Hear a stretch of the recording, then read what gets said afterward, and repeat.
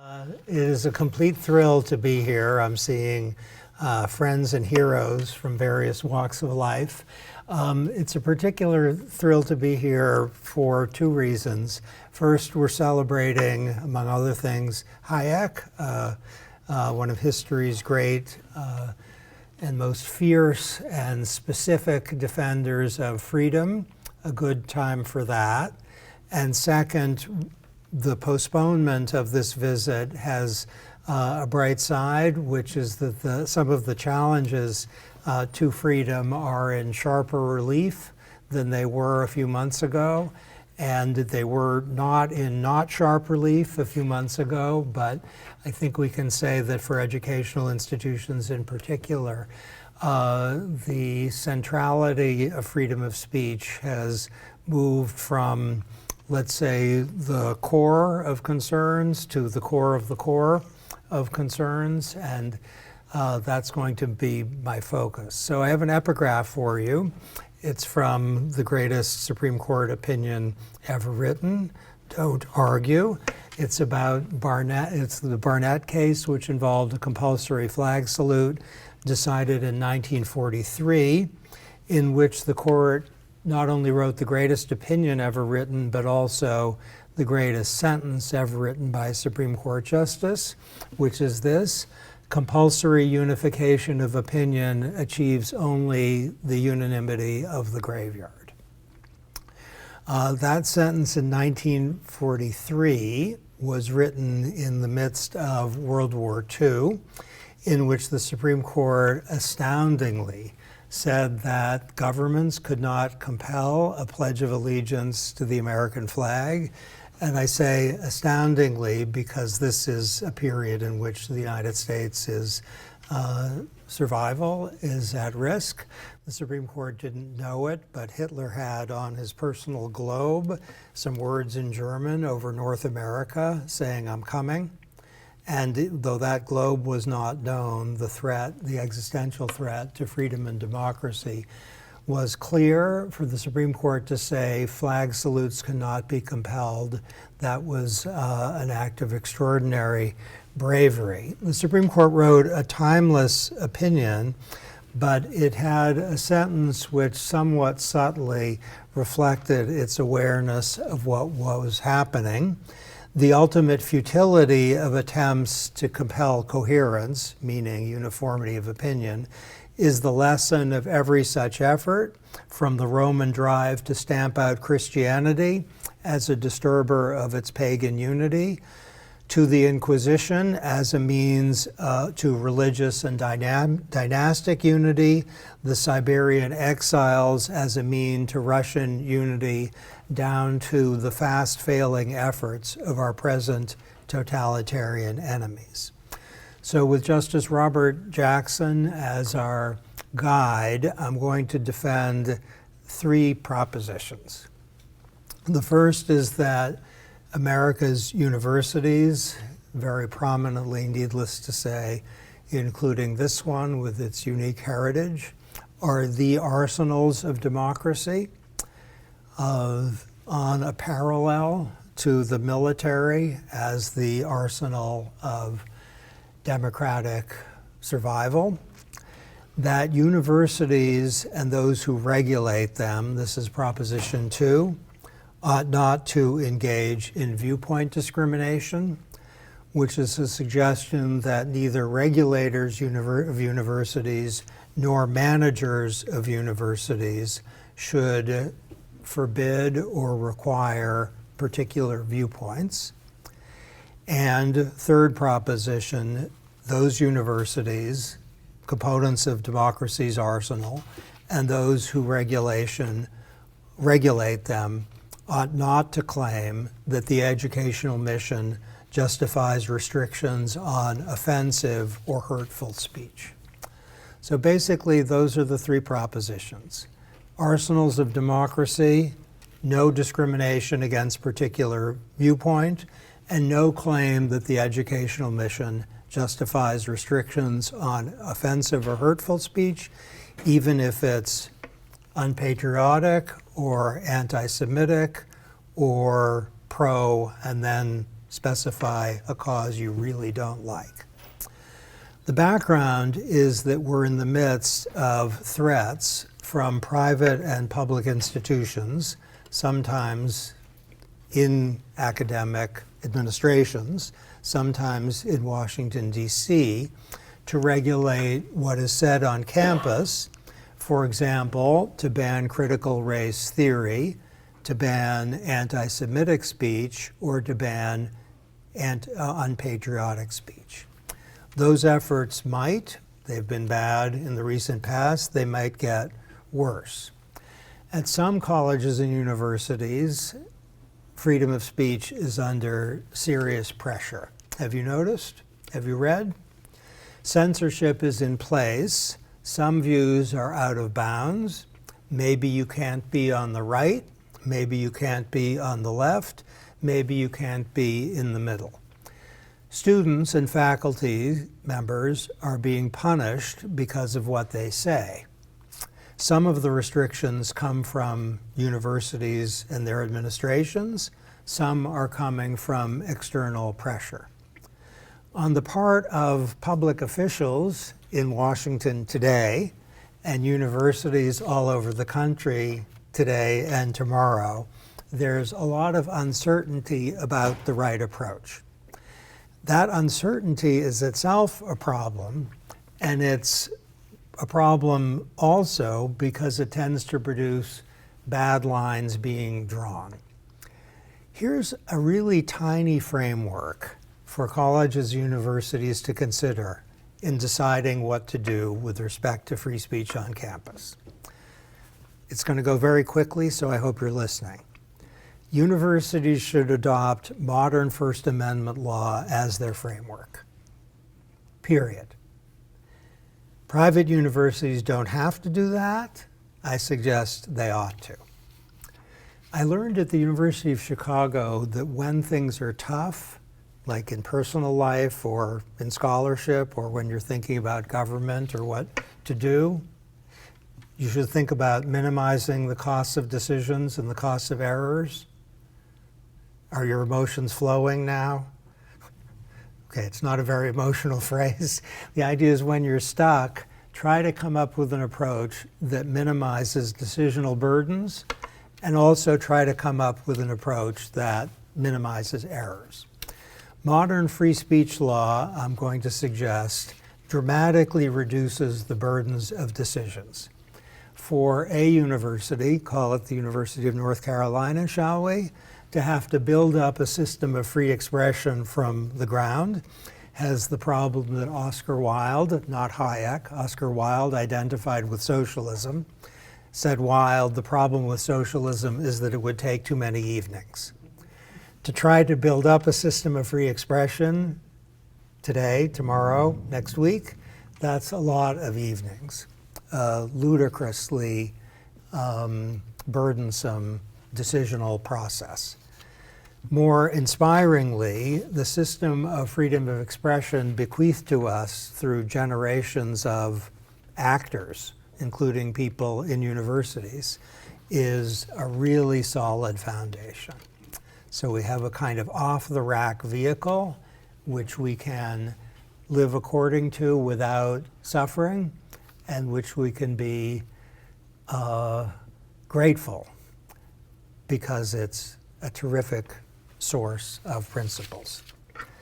Okay, we're going to go at increasing levels of specificity. That's the most abstract. The second most abstract is a four-part specification of what is meant by bringing on board the free speech principles that have been elaborated by diverse actors over the course of multiple generations.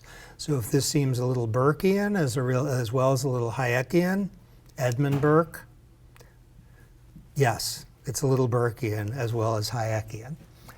Okay, first of four little ideas for specification.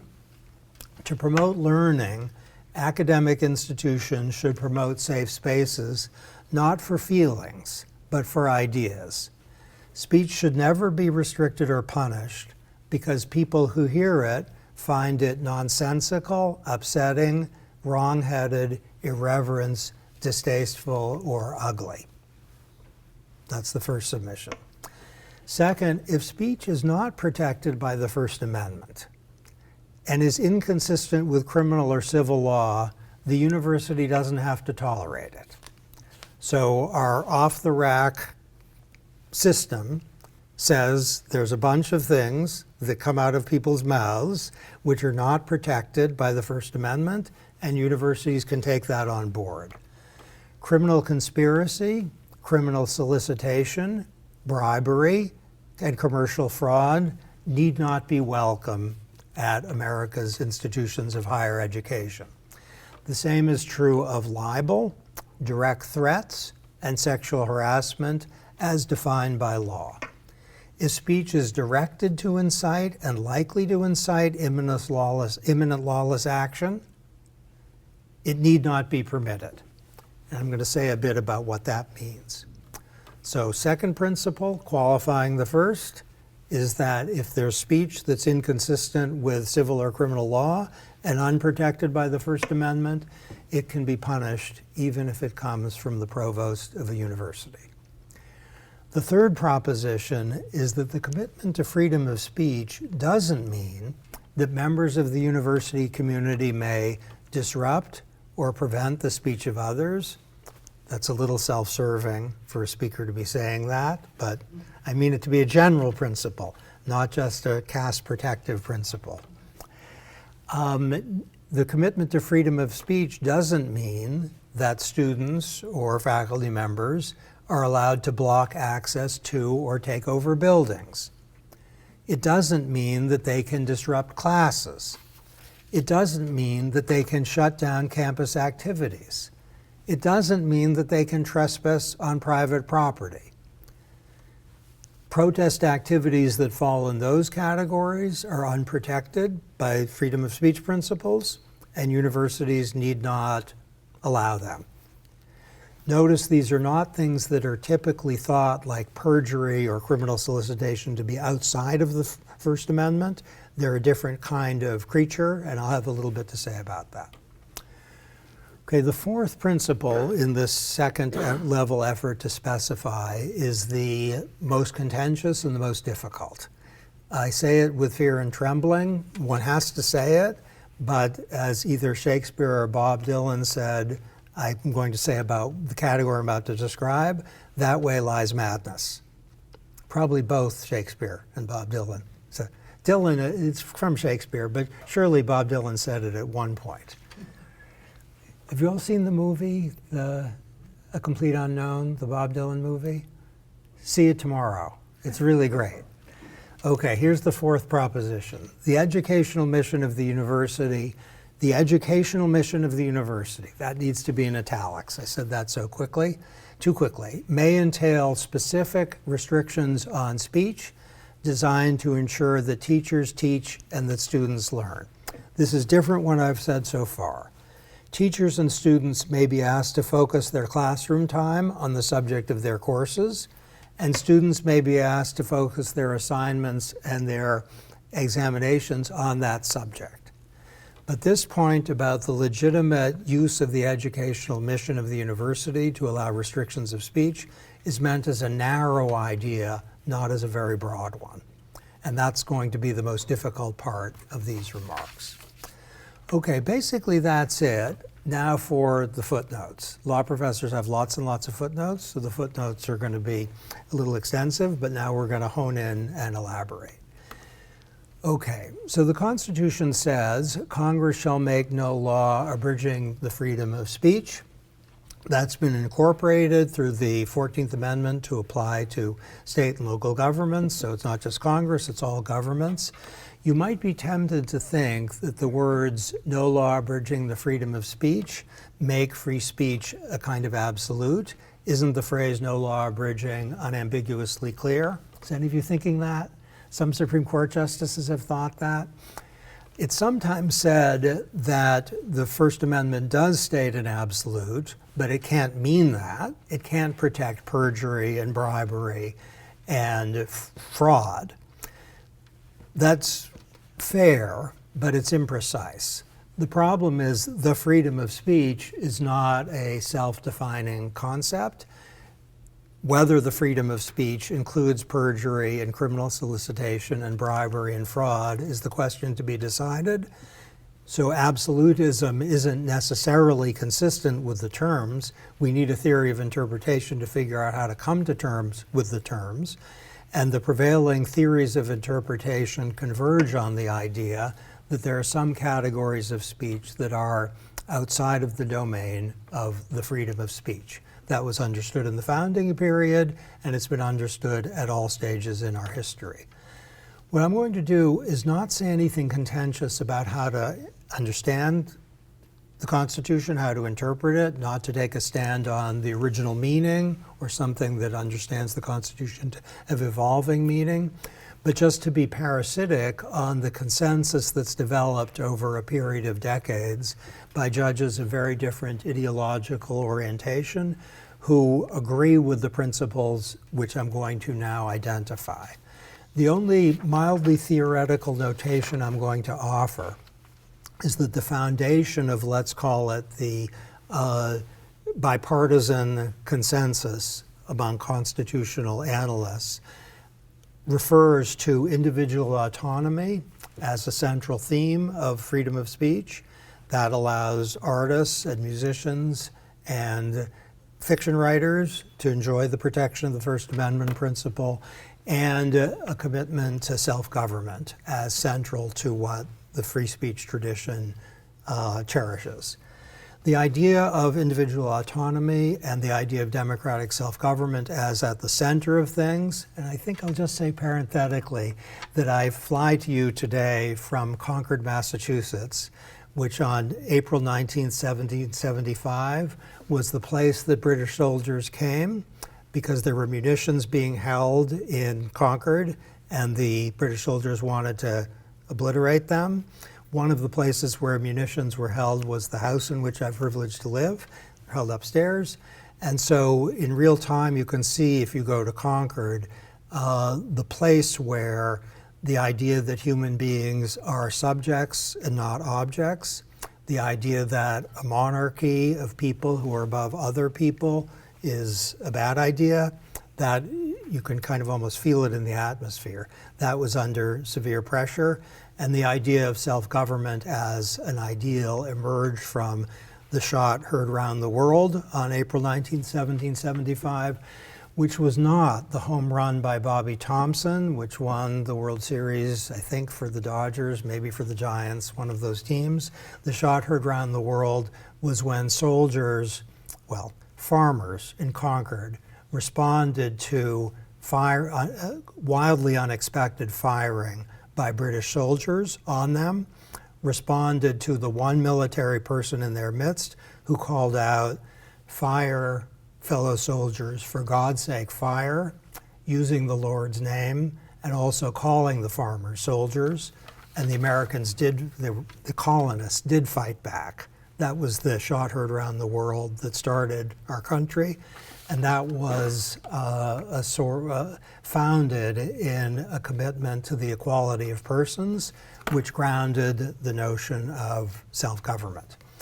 John Stuart Mill was not an American, but he captured the theory of freedom of expression as we now live it, that mankind are not infallible, that their truths for the most part are only half-truths, that unity of opinion, unless resulting from the fullest and freest comparison of opposite opinions, is not desirable. That's echoed in the Jackson opinion. Unification of opinion achieves only the unity of the graveyard. He says that diversity is not an evil but a good until mankind are much more capable than in present of recognizing all sides of the truth.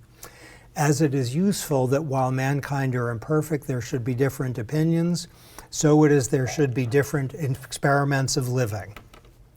That free scope should be given to varieties of character short of injury to others, and that the worth of different modes of life should be proved practically when anyone thinks fit to try them. Maybe Mill overstated it, but speech is the foundation for the system that he described.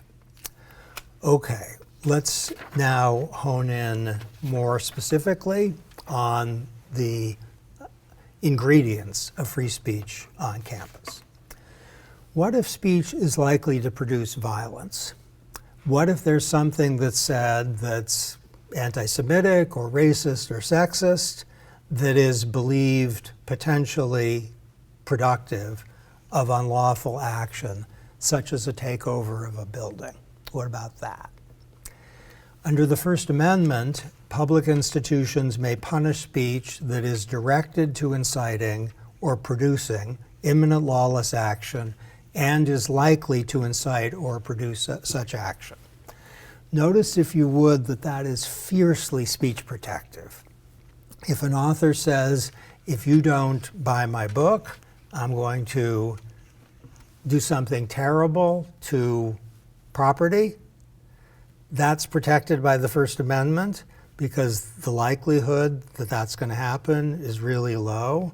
It's more a form of self-parody by a desperate author trying to sell a book than it is likely to incite and intended to incite imminent lawless action.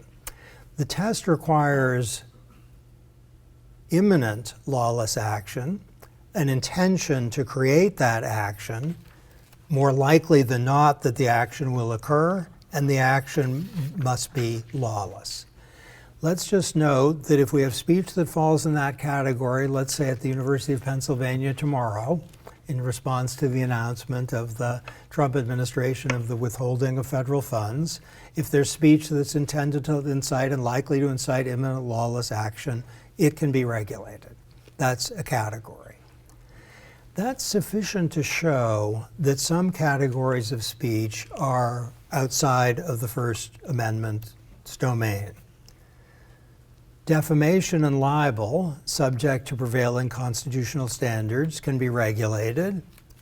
Sexual harassment, properly defined, not sexist speech, sexual harassment, criminal solicitation, and child pornography are not protected by the First Amendment. There's no constitutional right to plagiarize. There's no constitutional right to violate the copyright laws. Those who use ChatGPT or other large language models, do you use Grok 3? Not for academic work, but Grok 3 is a really good large language model. If people use that to produce papers or exam answers, they can be punished. The Constitution doesn't safeguard any of that on campus. Why are these categories of speech outside of the domain of the First Amendment? There's no agreed upon theory, but there is a consensus of the direction in which the theory would go.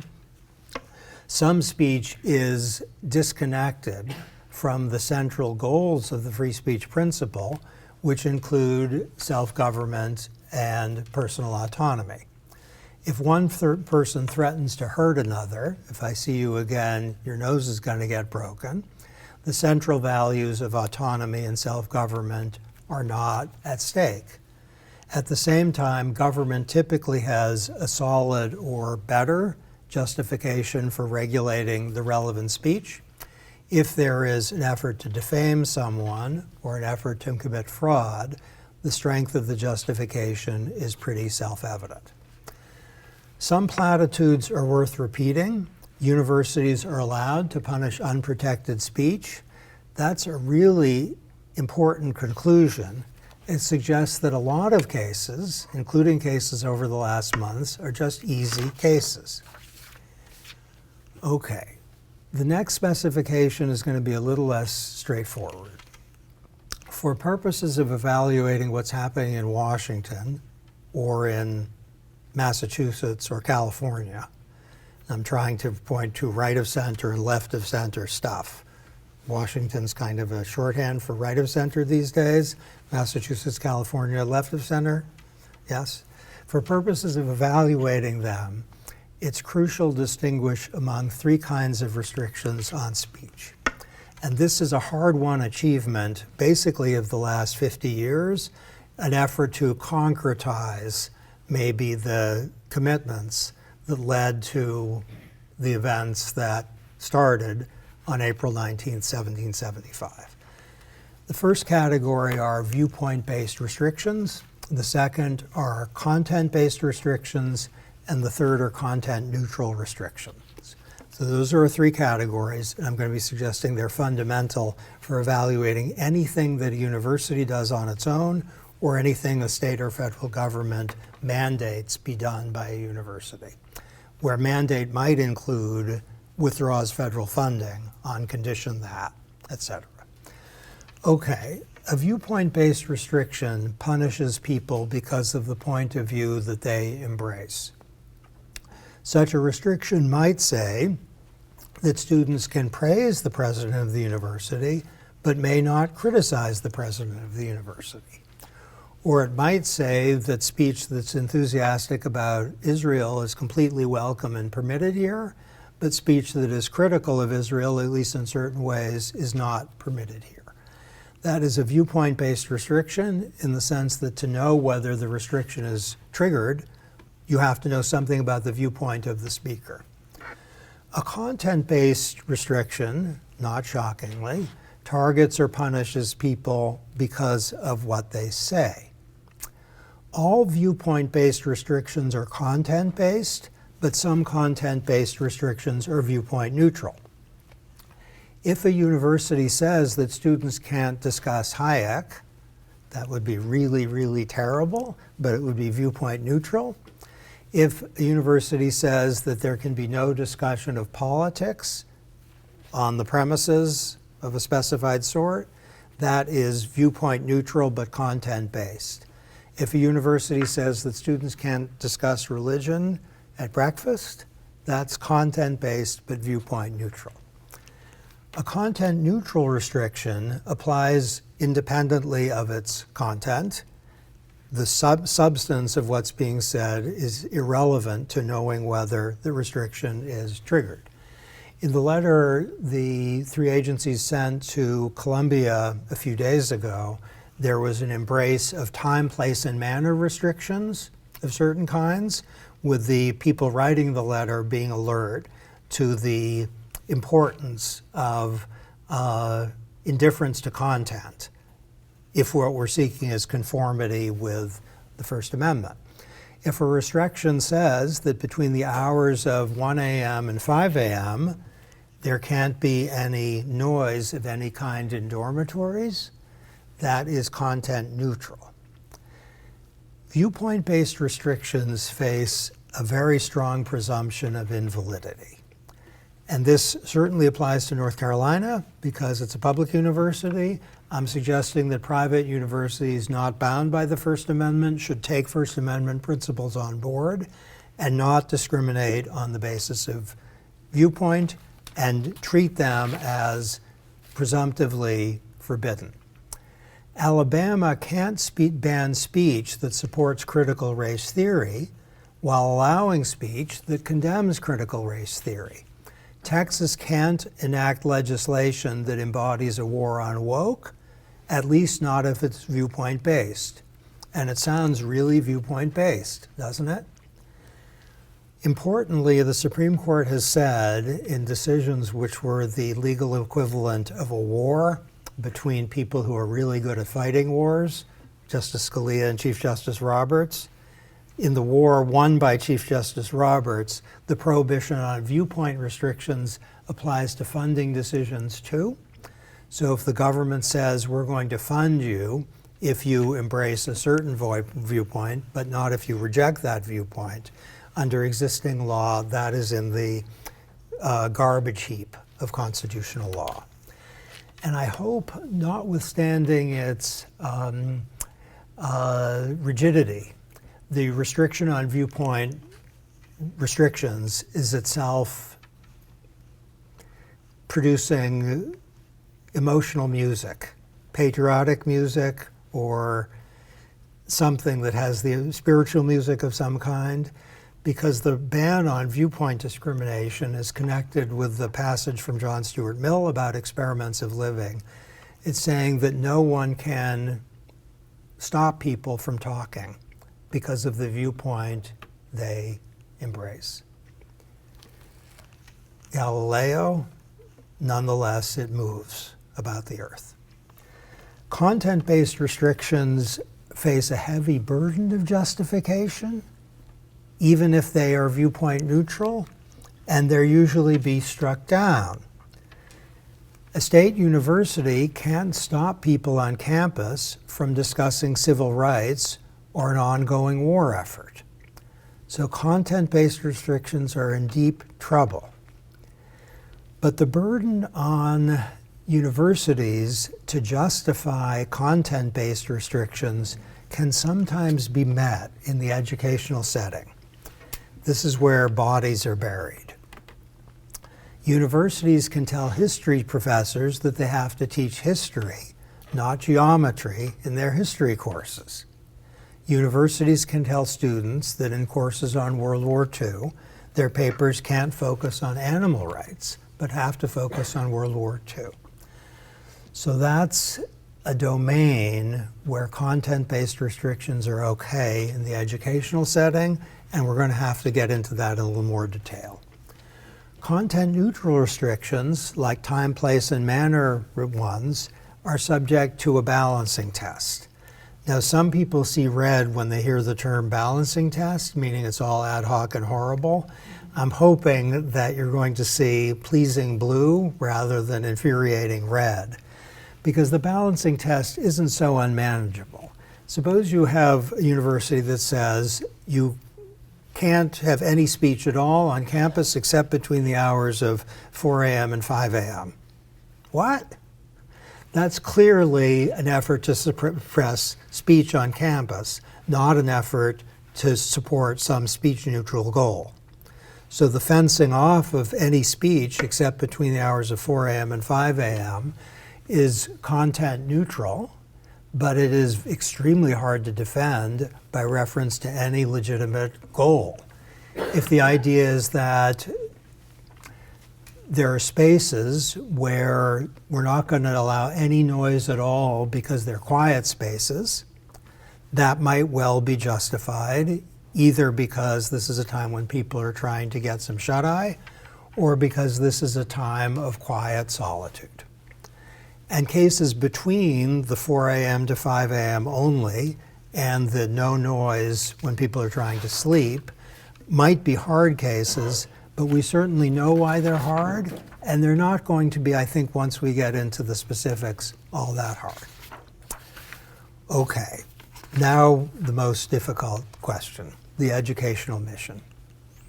For Washington regulators concerned about these days, about anti-Semitism particularly, and for universities concerned maybe about racism writ large, maybe about sexism, maybe about a lack of patriotism, maybe about any other number of things under the sun.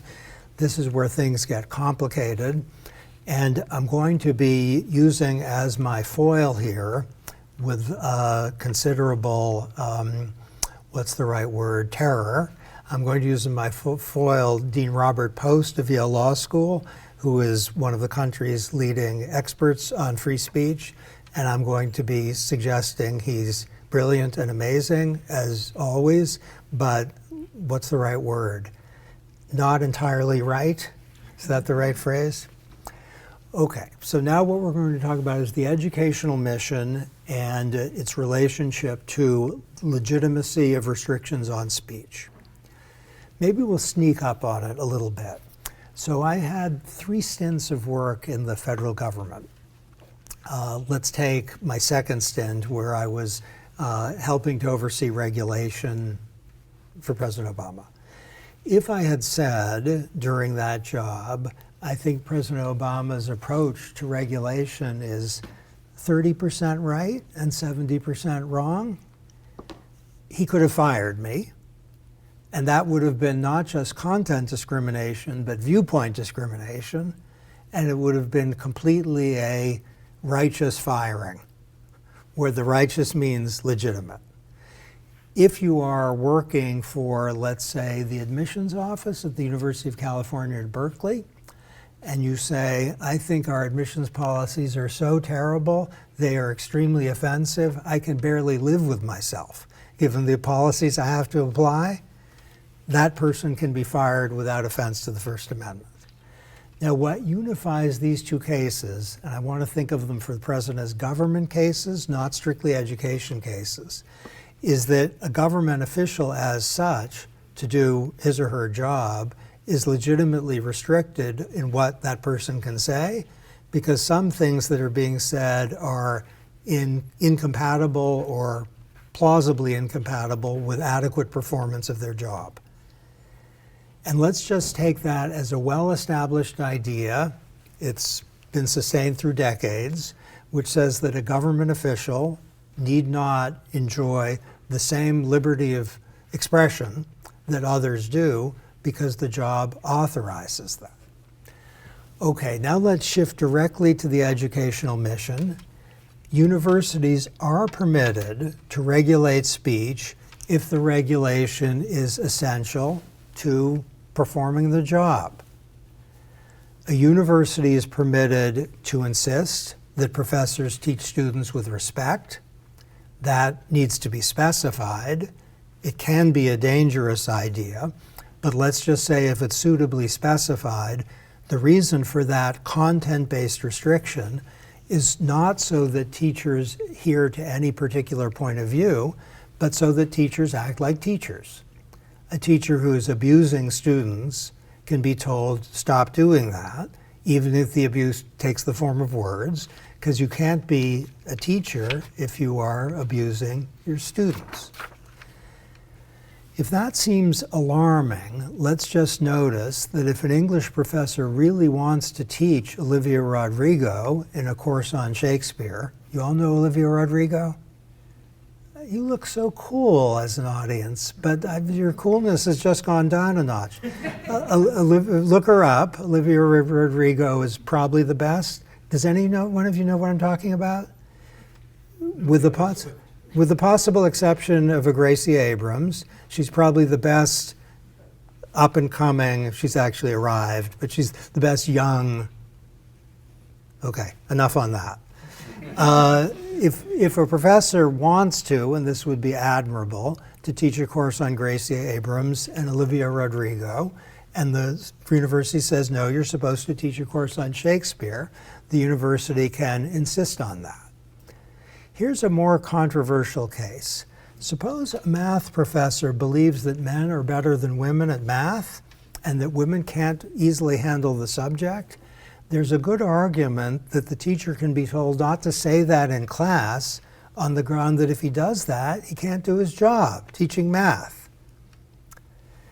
Here's a more provocative case. A law school is teaching a new faculty member to teach constitutional law. This is something I've heard about, so this shouldn't be a very weird case. There are two finalists for the position. One of them is an originalist who calls for understanding the Constitution in accordance with its original meaning, and she's quite conservative. The other rejects originalism. She, the second candidate, thinks originalism is silly and is quite left of center. The faculty decides to hire the originalist. It does so on the ground that she would add intellectual diversity to the faculty, which is dominated by people who are left of center, and which has, let's specify, only one originalist among its dozens of teachers. The law school, I suggest, hasn't violated the First Amendment, even though in this case it's engaged in viewpoint discrimination. A university is allowed to pursue intellectual diversity. The form of viewpoint discrimination we're finding here isn't invidious. A central goal of the viewpoint discrimination in this case is to enlarge viewpoint diversity at the institution as a whole. I read a book on the plane which said that if you cough in a relatively long talk, people will pay attention better. So I actually have no need to cough, but I'm feigning it.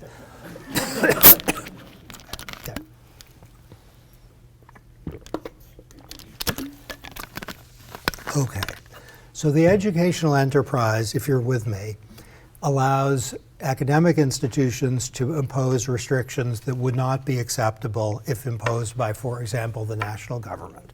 content discrimination is all over the educational enterprise, and occasionally viewpoint discrimination too. This is where madness lies, and I'm about to explain why that might be so, but we have to acknowledge the point.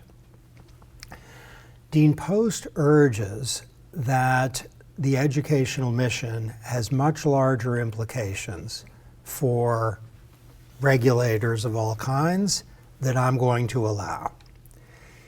He contends that First Amendment principles in the United States are fundamentally designed for public discourse and for the formation of public opinion. It's a democratic idea.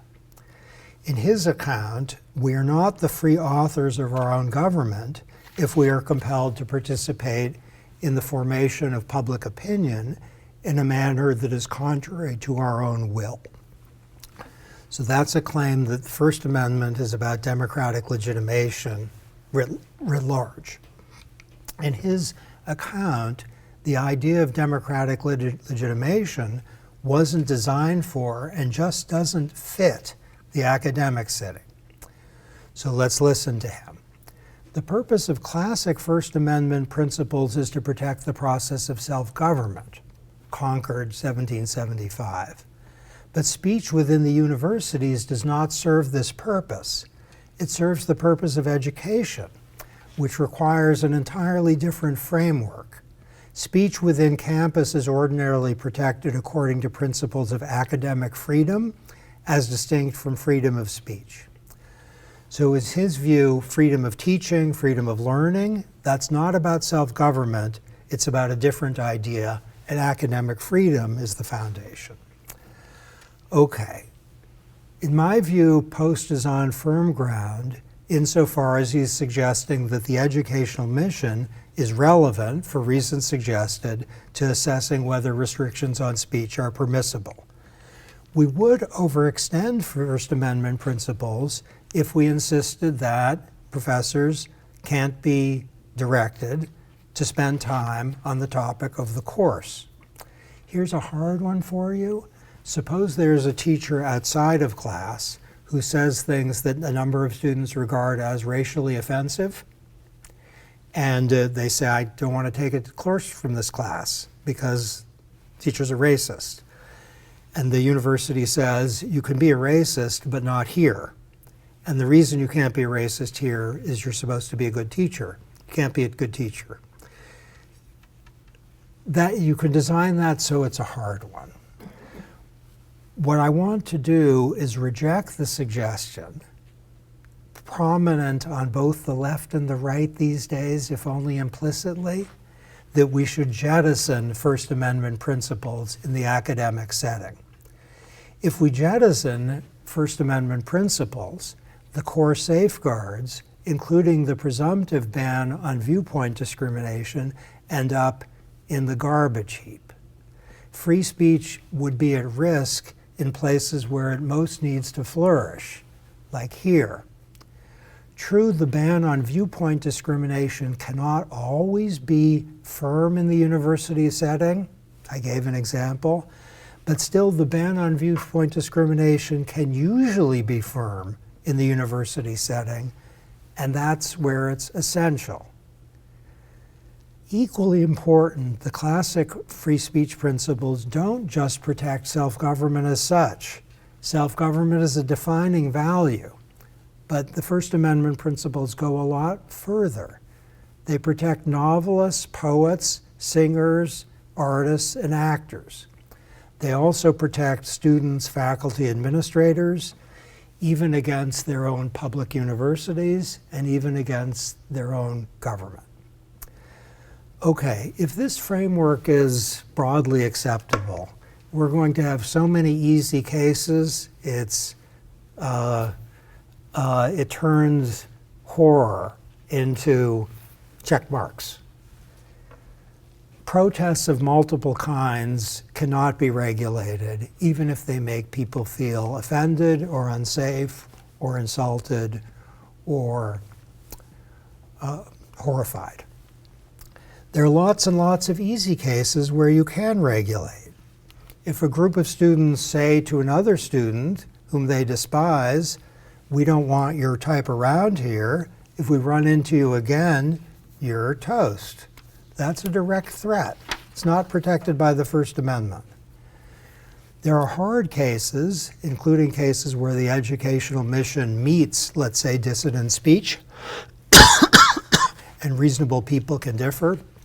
Let me just suggest that in those hard cases, consistent with Robert Jackson's words, free speech gets the benefit of the reasonable doubt. This isn't vodka, by the way. We're getting worried. Why is he so much vodka so quickly? Okay, it's time to conclude. The principles implementing the commitment to freedom of speech in this country, those principles are a miracle. They were birthed in the Constitution of the United States. They were flowered and specified over the last 50, 60 years. They are a triumph of the human spirit. Sure, norms of civility, mutual respect, considerateness, and more are exceedingly important, and they should be cultivated and inculcated. But they are norms, not laws. People on campus ought not to be punished or deprived of federal funds for offensiveness or incivility. Whether public or private, America's institutions of higher education ought to permit members of their communities to say things that are disturbing, jarring, horrifying, or disruptive. The best response to mistakes or to offensive or horrifying speech is more speech, not a threat of punishment. Our academic institutions exist for one reason above all. This is why they're the envy of the world, to promote learning. They are democracy's greatest arsenal. Freedom on our campuses ought to ring, not just ringing on public streets and in public parks, but in the institutions where students are made into citizens. What universities don't need is the unanimity of the graveyard. They need instead curious teaming and occasionally noisy pluralism. The curious teaming and occasionally noisy pluralism of living communities that are trying to figure out what's true. Thanks.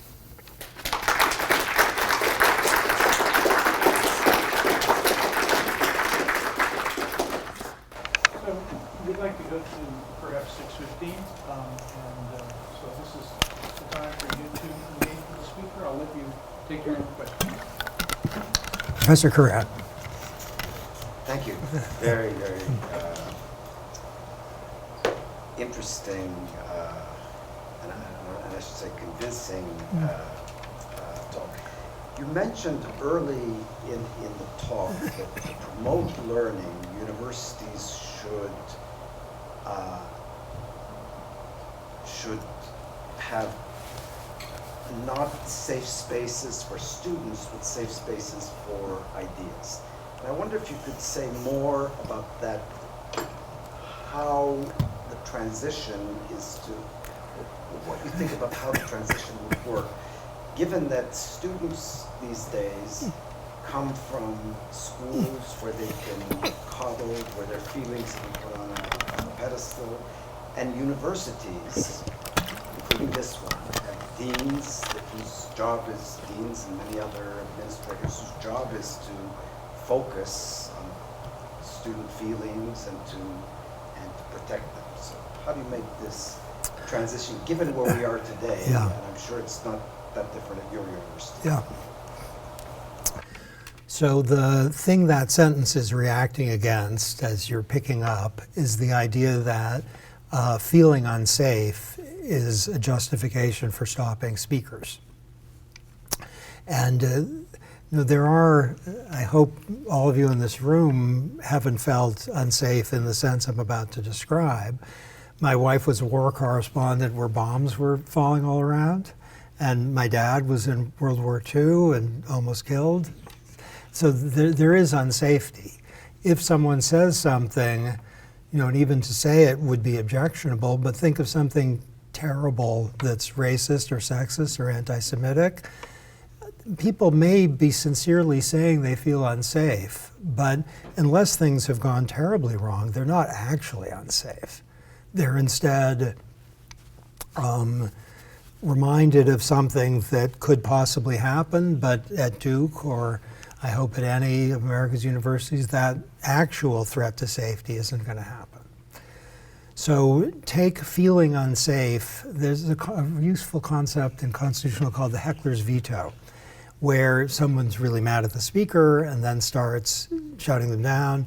And can that be invoked as a reason to suppress speech because there's going to be all this noise? And the idea is you can't have a heckler's veto. The idea of unsafe is a kind of heckler's veto. How to deal with it in a way that's respectful of the legitimacy of people. Let's say someone's been subject to some actual terrible form of violence, and then they're hearing speech which reminds them of that, has to be respectful of that. But their own well-being in probably the relatively short run is a lot better if they don't feel terrified, but instead they feel indignant. So to feel scared is a feeling of helplessness. And we want our students, I think, to feel they might be wrong, but they're indignant, and that's okay, so long as it's treating the person who's the object of the indignation as an agent who's entitled to offer his or her own response to the thing. So the idea of a safe space for ideas, that's that should be at the foundation of our universities, where safety is for what you think, even if other people hate it. So you might think that affirmative action is the greatest thing ever, and the Supreme Court's decision striking it down was broadly consistent with slavery and Jim Crow.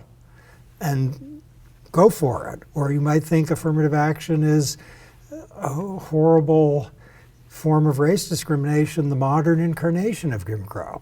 Say that too. So it's good. I think I'm going to go in territory on which I'm far from an expert, but I think it's good for individual feeling of security in the world to think that if people say things that I am alarmed by, I have a voice too, and I'll use it.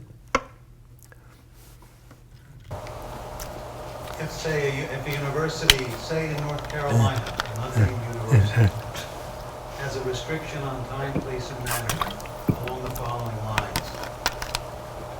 Students who want to organize a protest or demonstration must apply for a permit. And the permit must be requested 3 weeks before the schedule of the protest. A lot of history that might demand the students' attention could happen in 3 weeks. Thoughts on this particular restriction of time, place, and manner, and then pretend we're in the press pool. And the second, which was a broader democracy. Universities are the arsenal of democracy. What about the little guy who lacks educational attainment? Universities didn't play. It used to be that only the few would attend university, and democracy seemed all right. You see where I'm going with this. It would have been hard to win World War II without universities. So the survival of people who didn't attend universities owes a great deal to the existence of universities. I mean, what this country did in a short period, the number of people who contributed was very large, and the number of walks of life in which they contributed was very large, but without the universities, it couldn't have happened. So I stand by the idea. The time, place, and manner restriction you describe seems unusual in its breadth. So if, let's say, a public university had a time, place, and manner restriction of that kind, what a court would ask is why the 3-week advance notice? And maybe 3-week advance notice would be a presumption, but if there's special reason for asking within 10 days, the 3-week restriction would not come into play. So any requirement of prior approval has to itself to be justified, but maybe it's allocation of scarce space, something like that, or preparation has to be done. So it would be in the direction of the vulnerable, but it's easy to tweak it so it doesn't have the vulnerability, I think. Sure. Thanks for thoughtful talk. I appreciate it. A brief comment. Safety surely should be decided by a third party, not by the person himself. It should be made available. But that's not my main point, which is a kind of arcane point. You talked about critical race theory. I've read a little bit of that. It gave me a headache. I saw the medical literature. But one of the things that came out of it is that people who advocate or teach that advocate something called standpoint epistemology. Right? There's my truth and yours.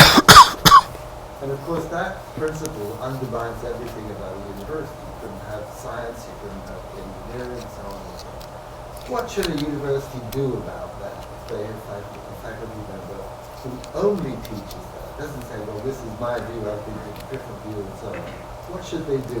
Yeah, that's a great question. So if you have someone teaching standpoint epistemology who's teaching, let's say, chemistry, that probably wouldn't be suitable to the course, and it would be destructive of the enterprise. So standpoint epistemology, if this is someone who's a philosopher, let's say, who the question is the work any good? And it might be challenging to separate a judgment about the quality of the work from a judgment about viewpoint, but I'm hopeful that not. That standpoint epistemology for a philosopher either is well defended or not. And I'm thinking of hiring. If someone is hired, let's say, to teach Kant, and they end up teaching standpoint epistemology, if it's like they're teaching astrology or space aliens are among us and in alarmingly high numbers, then no, because the university can say no, not because of point of view, but because it's built on sand. If it's something that is creditable and defended, and I kind of share the inclination of your question, that is skepticism about standpoint epistemology, but that would not be a wonderful basis for a university's judgment. It would be, is this something that's respectable to confront students with? And if the teacher says, I'm a standpoint epistemology type, and here's why, what do you think? That's kind of, that's a little bit like what we're doing here. That's good. If the person says, I'm a standpoint epistemologist, and if you don't agree with me, I don't want you in the class, then the educational mission, rather than viewpoint discrimination, is a legitimate reason to say, well, I don't want you teaching that class. My problem is, in my experience, folk who come from that point of view are very unwilling to debate. They're not interested in debate. Well, what I love about what you're saying, and I'm agnostic on the people because I don't know many, but is that if an unwillingness to debate is not consistent with the educational mission. So if a teacher says, I think the right approach to the Constitution is X, and people who don't agree with that are kind of dumb, so please don't come to my class or talk to me, you can't be a teacher. So this is consistent with Timber's point about safe space for ideas.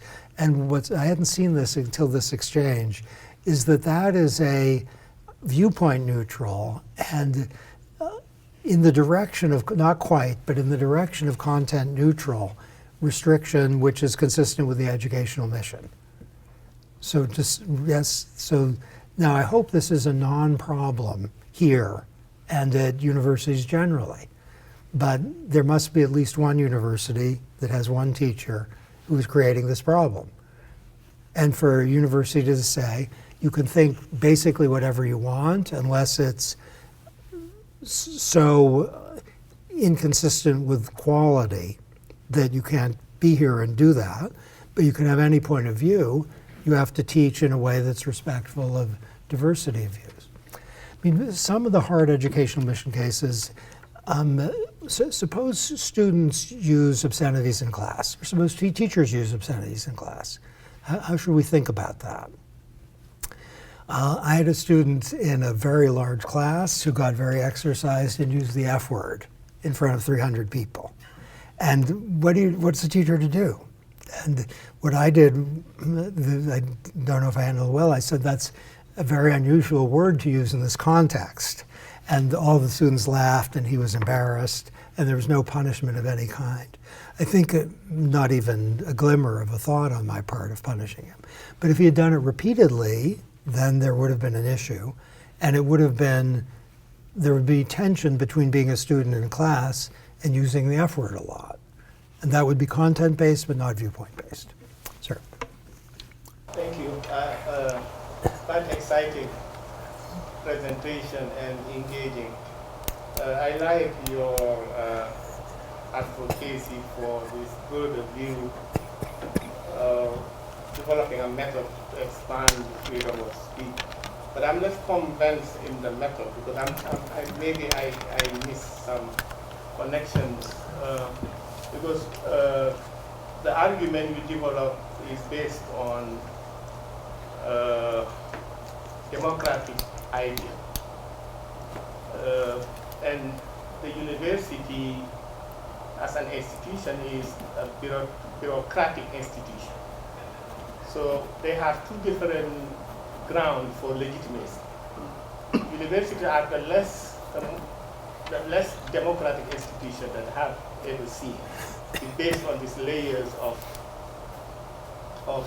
privileges. So legitimacy in the university is based on expertise.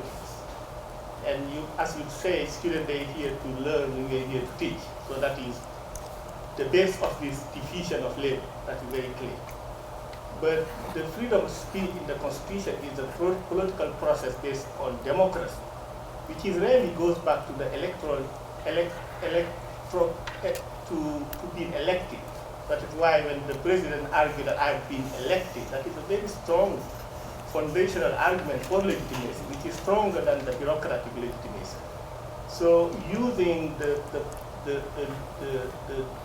constitutional notion of speech in the classroom itself will be problematic. And that is, I think, the existing tension that is very clear in your presentation. I wonder how you can reconcile with this too.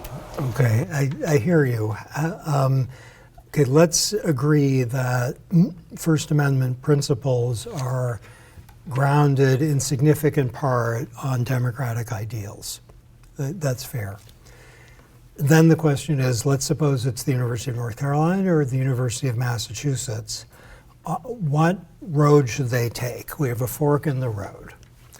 Left, we devise principles of free speech from the ground up based on our conception of what universities are for. Right, we take on board principles of free speech as they've been developed over the course of decades for, let's say, not only participants in democratic processes, but also novelists, and now you know who Olivia Rodrigo is? Yes, for her too, even though most of her songs are not about democracy. So these are principles that apply to agents, meaning actors in the world of multiple kinds. The left road, I say, is a dead end, and it's going to take a long time to get there. So if you say your words that which are accurate, the universities are composed of experts and bureaucrats, at least they're administered by experts and bureaucrats, completely right. Are they going to say that taking over buildings is okay? Are they going to say that that anti-Semitic speech is okay?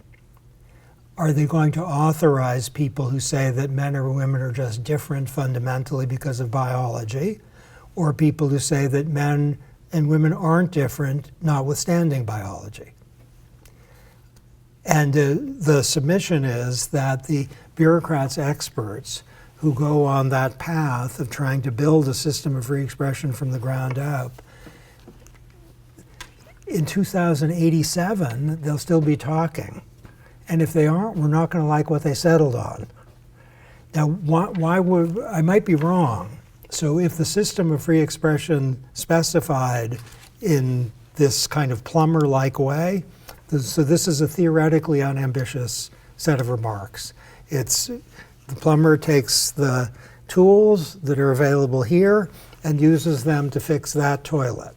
If the toilet's broken, this is a very, very bad metaphor. If the results that this calls for are things that you don't like, then by all means let's talk. But the idea would be a student goes outside that building and says that, you know, take your pick. It says that women are great at literature and men are great at physics. Regulate that? Or the student has a crowd of people out there who are saying, let's storm the building. There's a statement in favor of freedom of speech, which is abhorrent because they were developed for democracy, not for academic institutions. Let's storm the building and occupy it. There are 100 people they're about to. Is that protected by free speech principles on campus? On standard First Amendment law, absolutely not. And on one view, that's the right result. So if the concrete principles that arise from this body of doctrine are abhorrent, then we shouldn't take them on board. Sir?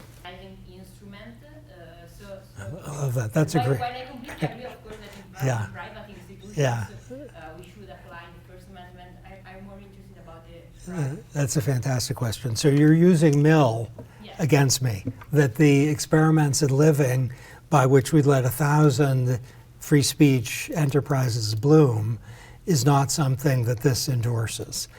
Let me make an argument where I tend to give examples where I tend to agree with you. And we needn't talk about private universities to get there. West Point or the Naval Academy. Let's suppose they say, you know, we're West Point, we're the Naval Academy. We're teaching soldiers. Are we going to allow all sorts of unpatriotic things celebrating China and Russia? No. Are we going to allow people to say certain things against our country when we're training soldiers? No. I think that's fair. And these are public universities. The way to treat it is their distinctive educational mission as military academies allows restrictions that would not be permissible for others. Now, is this a green light to whatever they want to do? No, absolutely not. They'd have to explain it in terms of their distinctive mission. Now, to your point, what if Notre Dame says, look, we're a Catholic university, and the restrictions we're going to impose on our students and faculty are consistent with our identity? That's fair. Notre Dame would disserve, I suggest, its own students and its own faculty if it understood that legitimate point very broadly. If it said that you can't say anything that's against one understanding of the Bible at Notre Dame, that would compromise Notre Dame's excellence and deserved reputation for pluralism, even though it's a self-identified Catholic university. If you said you can't say at Notre Dame anything that's inconsistent with what the Pope thinks, what kind of Notre Dame would that be? Okay, but I take your question still and hesitating on it. I think the argument is that for an educational institution to be its best version, it takes on board, with maybe qualifications of the sort we've just discussed, First Amendment principles. Now, if there's a private university that says we're not going to do that, we are a place of uniformity and commitment to X, and everyone here is committed to X, that is protected by the First Amendment. So the argument isn't that the First Amendment needs to be adopted by universities, it's just that it's a good thing to do it. Now, ought there to be at least one that doesn't? Probably. Would that be a great educational institution? Unlikely. Sir. Yeah, that's great. So, okay, so on the law, the First Amendment applies to the states because it's incorporated in the 14th Amendment, which also contains an equal protection clause. Let me give a simple one supportive of your point. If someone says at a public university, I don't want women in my class because this is a class that women can't handle, that would be an equal protection violation, and the fact that what was said in words is not a defense. Now, one thing you could say would be that it's said in words, but it's overcome by the equal protection clause.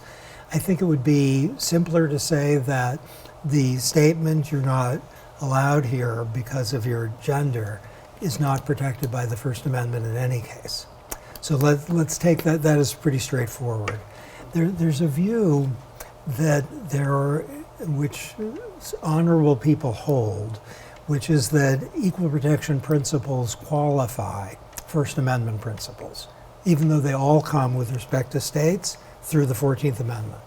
So the idea is if you saw things that were racist or sexist, that they might contribute to second-class citizenship on the part of people of color or women, and the First Amendment kind of takes a stand against that. I feel very cautious about that on the ground that we need to know what the case is. If someone says, let's say, I think that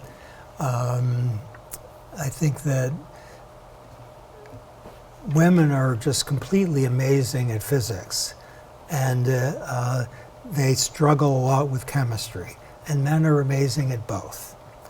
The idea there's an equal protection violation there, if it's just words.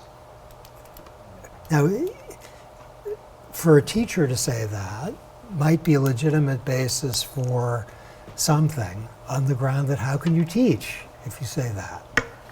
Now, if it's a literature teacher who says women can handle physics, men can handle physics and chemistry, then it's just kind of a random, wouldn't show superb judgment on the part of the literature teacher, but it wouldn't be compromising the mission.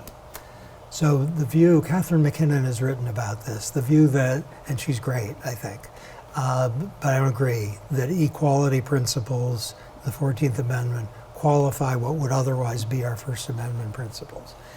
I think our First Amendment principles are properly understood not to allow equal protection violations. And if our speech is racist and sexist, it's protected, and the Equal Protection Clause doesn't say no to that, unless the speech does something, like you're fired because of your skin color or because of your gender.